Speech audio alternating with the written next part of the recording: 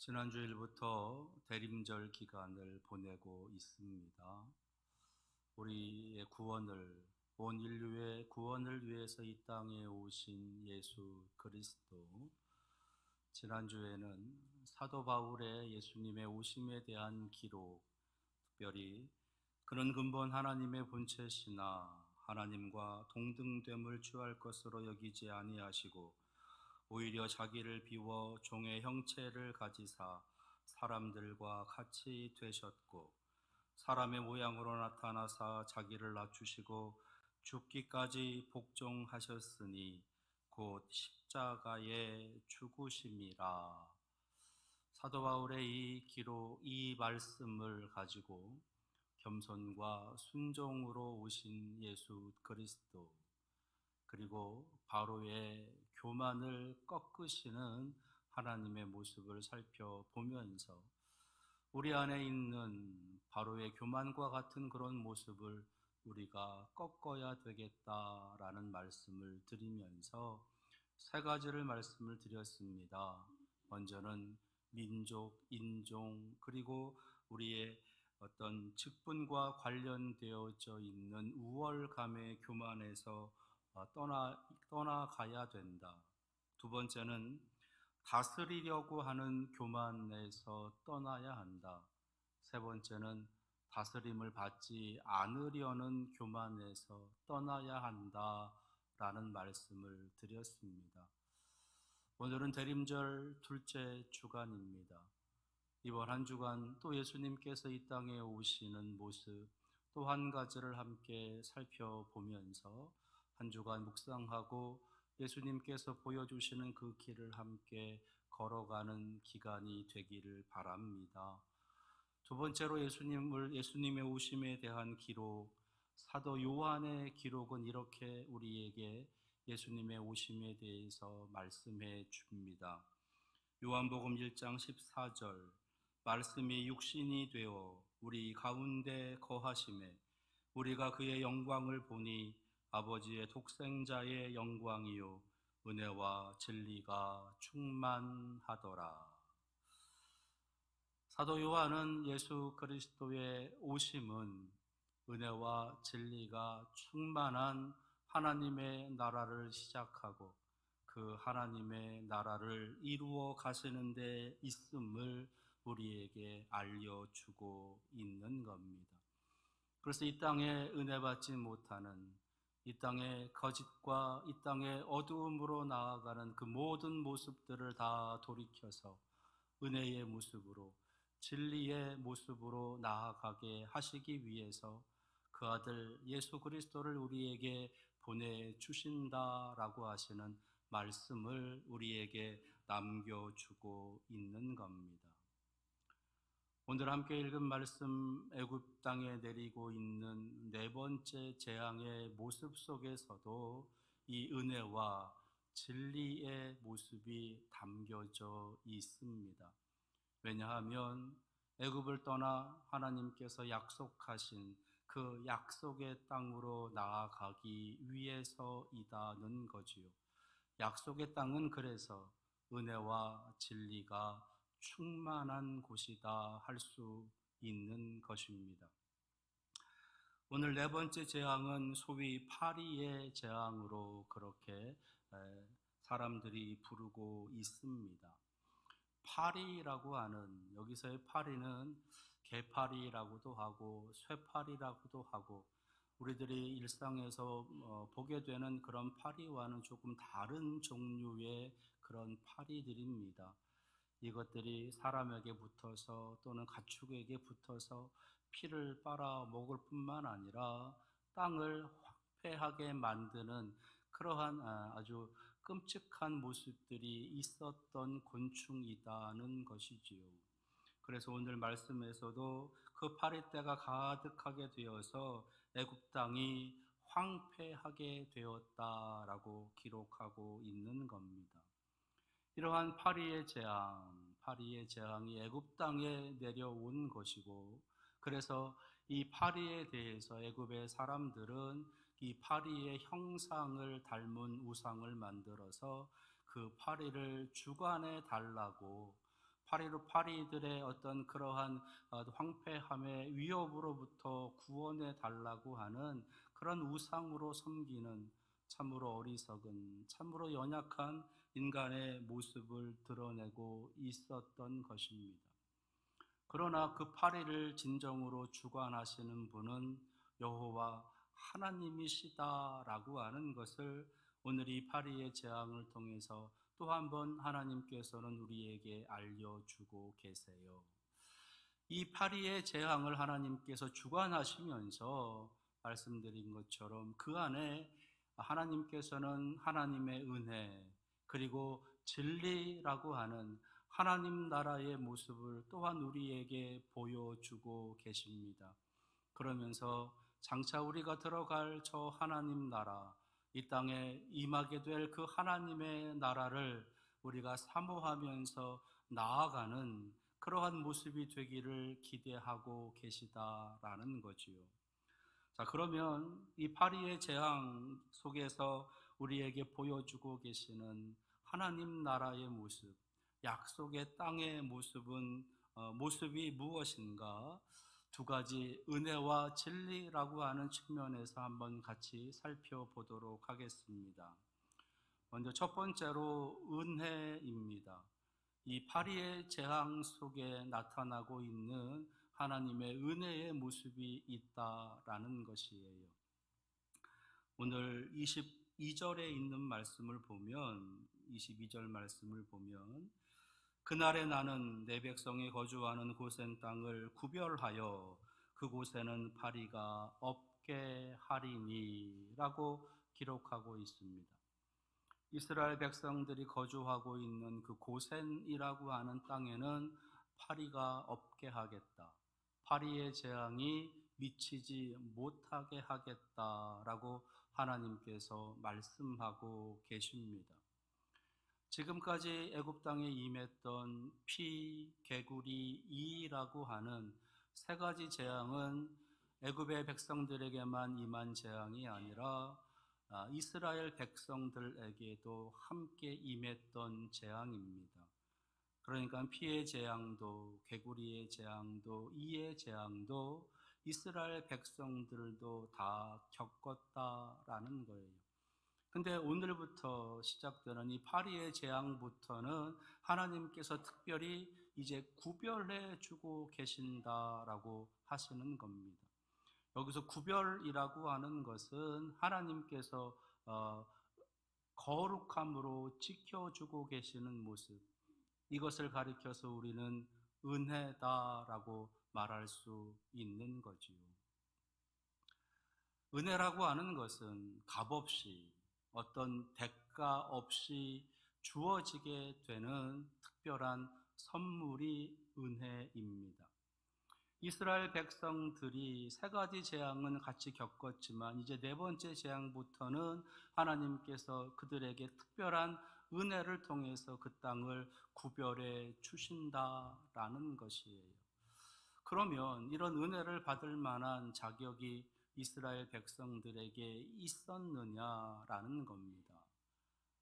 성경은 그렇지 않음을 우리에게 알려줍니다. 모세와 아론이 바로에게 나아가서 내 백성을 내보내라 라고 하나님의 말씀을 전할 때 이 바로는 오히려 이스라엘 백성들에게 더 큰 고역의 일을 통해서 이스라엘 백성들을 더 못 살게 했습니다. 예전보다 더 심한 노동을 해야 됐고 더 가중된 힘들고 어려운 일을 그들이 당했어야만 됐습니다. 하나님의 말씀을 선포했으면 하나님의 선포된 그 말씀을 통해서 자신들에게 하나님의 커다란 능력이 임하게 되고 그래서 그 땅에서 나아갈 줄 기대하고 꿈꿨는데 그 모든 것들이 다 무산되어져 버리고 오히려 삶이 더 힘들고 어려워졌다라는 거예요. 그래서 그들이 모세와 아론을 향해서 원망하고 불평하고 더 나아가서는 하나님을 향해서 대적하는 모습을 그들이 보였다라는 겁니다. 예전의 모습과 크게 달라지지 않았어요. 예전의 모습과 별반 차이가 없습니다. 예전에 그들이 애굽 땅에서 살았었던 그 모습 그대로 똑같이 살아가고 있었다라는 겁니다. 하나님의 백성으로서 좀 더 특별하게 하나님의 말씀에 순종하며 거룩함을 지키기 위해서 애써 노력하는 모습으로 살았던 것이 아니라 여전히 예전에 가지고 있었던 삶의 방식, 삶의 모습, 자신 습관처럼 살았었던 그 모습을 그대로 가지고 있었다라는 것이에요. 그런 이스라엘 백성들에게 하나님께서는 애굽에 내리시는 재앙 속에서 그들에게 특별히 구별함의 은혜를, 파리의 재앙이 그 땅에 임하지 못하게 하시는 인도하심과 보호하심의 은혜를 내려주고 계시다라는 겁니다. 이게 은혜인 거예요. 받을 만한 충분한 자격이 있지 않음에도 불구하고 그 어떤 대가를 치루어서 그들이 하나님의 은혜를 받을 만한 자격을 얻은 것도 아님에도 불구하고 하나님께서는 그저 그 땅을 구별하고 계시다. 그 땅에 파리의 재앙이 미치지 못하게 하셨다라는 겁니다. 이게 하나님의 은혜이다라는 것이에요. 예수 그리스도께서 우리에게 오심도 바로 이 하나님의 은혜인 겁니다. 우리의 요청으로 오시는 것도 아니고요. 우리가 간구해서 오시는 것도 아니고요. 우리가 어떤 대가를 치루어서 예수님께서 오시는 것이 아닙니다. 그저 우리를 사랑하셔서, 그저 우리가 이 땅에서 죄 가운데 거하는 모습이 너무 안타까우시고 불쌍하셔서 우리를 긍휼히 여기시고 우리를 구원하시기 위해서 그 아들 예수 그리스도를 우리에게 보내주고 계시는 겁니다. 우리가 어떤 자격이 있어서 합당한 어떤 대가를 치루었기 때문에 우리의 삶에서 우리를 보호하시고 인도해 주시고 우리에게 때를 따라 필요한 것들을 공급하시고 채워주시는 그러한 은혜를 주시는 것이 아니라 그저 사랑하시기 때문에, 그저 그 사랑 하나만으로 우리에게 이러한 은혜를 베풀어 주고 계시다라는 겁니다. 그것은 저나 여러분들 다 마찬가지이다라는 거예요. 예수 그리스도를 통해서 우리가 구원 얻을 수 있는 그런 자격이 있어서 우리에게 오심이 아닙니다. 그저 우리라는 존재만으로, 저와 여러분이라고 하는 그 존재만으로도 하나님께서는 사랑하셔서 우리를 구원하시기 위해서 그 아들 예수 그리스도를 우리에게 보내주고 계신 거예요. 그게 은혜인 겁니다. 그렇다면 우리는 그 은혜에 합당한 응답의 삶을 살아가야 될 것이에요. 하나님 앞에 감사하는 삶을 살아가야 되겠습니다. 우리에게 주어진 우리의 일생, 우리의 인생, 우리의 삶, 우리 하루하루의 시간을 감사의 삶으로 나아가야 될 것입니다. 뿐만 아니라 하나님 앞에 경배와 찬양을 올려드리는 삶을 살아가야 될 것이에요. 대림절 둘째 주간을 보냅니다. 이번 한 주간 여러분들의 삶의 모든 자리에서 하나님 앞에 감사하시고 하나님에게 내게 주신 그 은혜에 대해서 하나님 앞에 찬양과 경배를 올려드리며 하나님을 예배할 줄 아는 복된 성도가 되시기를 바랍니다. 두 번째로 파리의 재앙 속에서 나타나는 하나님 나라의 모습은 진리입니다. 진리. 진리라고 하는 것은 참된 도리, 참된 이치, 그것을 가리켜서 이제 진리이다라고 해요. 그런데 이 진리는 사실에서부터 출발한다는 겁니다. 사실, 팩트, 사실에서부터 그 진리로 나아가게 된다는 거예요. 무슨 말이냐? 사실이 우리들의 삶 속에서 벌어집니다. 어떠한 사실, 어떠한 일이 우리들 삶 속에서 일어납니다. 그러면 그 일어난 사실이 계속해서 반복이 되어져요. 계속해서 반복되고 계속해서 이제 분명함으로 나아가게 됩니다. 그러면 그 반복된 사실은 진실이 되어지는 거예요. 진실. 그리고 그 진실이라고 하는 것이 또 반복이 되어지면, 진실이 반복이 되어지면 그것은 진리가 되어진다는 겁니다. 가령 예를 들어서 아주 쉬운 예를 들자면 이런 거예요. 아침에 동쪽에서 해가 떠오릅니다. 그리고 하루를 지나면 이제 서쪽으로 해가 지게 되지요. 이것은 우리들의 삶에서 일어나는 하나의 사실입니다. 하나의 사실이에요. 근데 이 사실이 어떻게 됩니까? 매일같이 반복되는 거예요. 반복되었다라고 하는 것은 이제 동쪽에서 해가 떠올라서 서쪽으로 진다라고 하는 것은 진실이 되어지는 겁니다. 근데 그 진실된 그 해가 떠오르는 그 모습이, 그리고 해가 지는 그 모습이 우리들에게만, 우리나라에게만, 나에게만 적용이 되는 것이냐? 그렇지 않다는 거죠. 모든 인류에게 적용이 되어지는 겁니다. 그래서 그 진실은 진리가 되어지는 거예요. 모든 사람들에게 진실된 모습, 모든 사람들에게 사실로 받아들여지게 되는 그 이치, 그것을 가리켜서 진리라고 하는 겁니다. 사실이 반복되면 진실이 되고, 진실이 반복되면 진리가 되어진다라는 것. 그런데 이 진리는 우리 인간들 속에서는 이룰 수 없는 것들입니다. 인간들 속에서는 이룰 수 없는 것이에요.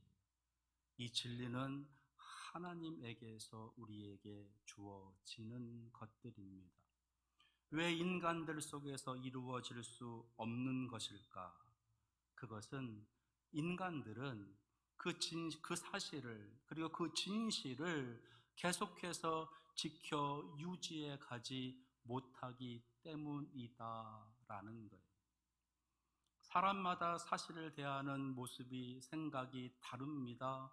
사람마다 진실을 대하는 모습, 생각이 다릅니다. 한 사실, 한 진실, 그것을 대하는 사람들의 마음 자세, 사람들의 어떤 가치관, 그 모든 것들은 다 다르다는 거예요. 그래서 어떤 사실은 그에게는 사실이지만 나에게는 거짓이 돼요. 그리고 어떤 이에게는 거짓이지만 나에게는 진실, 나에게는 사실이 되어지는 것이에요. 그러다 보니까 그 사실이라고 하는 것이 진실로 나아가지 못한다라는 겁니다. 오늘 바로도 마찬가지예요. 오늘 바로도 일어나고 있는 그 사실에 대해서 그 사실을 굳건히 지켜가질 못하고 자꾸만 바뀌고 있는 그의 모습을 우리가 보게 되는 겁니다. 그것을 모세는 바로의 마음이 완강하게 되었다라고 하는 것으로 표현하고 있는 것이에요.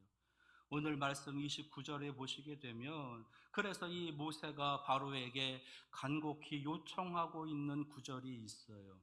끝부분에 보시게 되면 여호와께 제사 드리는 일에 다시 거짓을 행하지 마소서. 거짓을 행하지 마소서.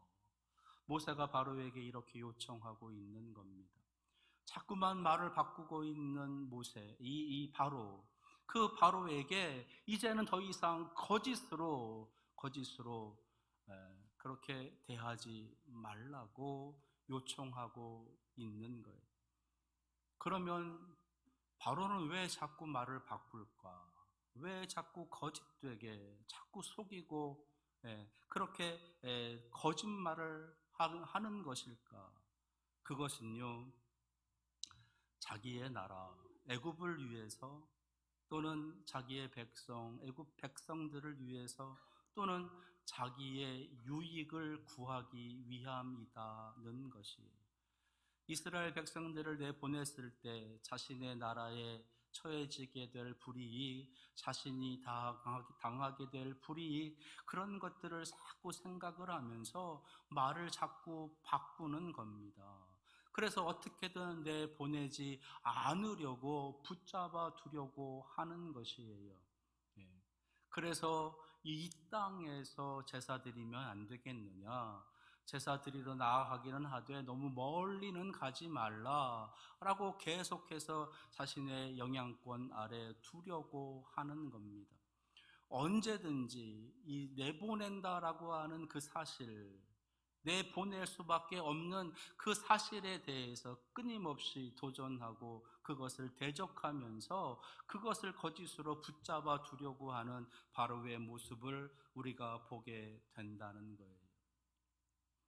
나라의 이익이라고 하는 그 명분 아래서 얼마든지 거짓말하고 얼마든지 거짓을 강요하고 그 거짓을 정당화하려고 하고 있는 이 바로의 모습을 우리가 보게 되는 겁니다. 국익이라고 하는 이유로 또는 사익이라고 하는 이유로 얼마든지 거짓으로 나아갈 수 있다. 거짓되이 할 수 있다. 속일 수 있다. 그러면서 그 거짓을 정당화하려고 하는 모습.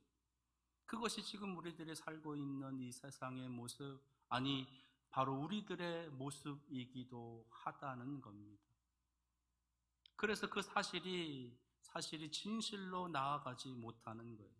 그 사실이 진실로 성숙되지 못하는 겁니다. 그리고 그 진실이 진리로 나아가지 못하는 거예요. 그래서 이 세상에는 진리가, 이 세상에는 진실이 어렵다라는 것입니다. 이 땅에서, 거짓된 땅에서, 어둠의 땅에서 여기서 머물면서 그렇게 적당하게 하나님을 믿으면 안 되겠느냐?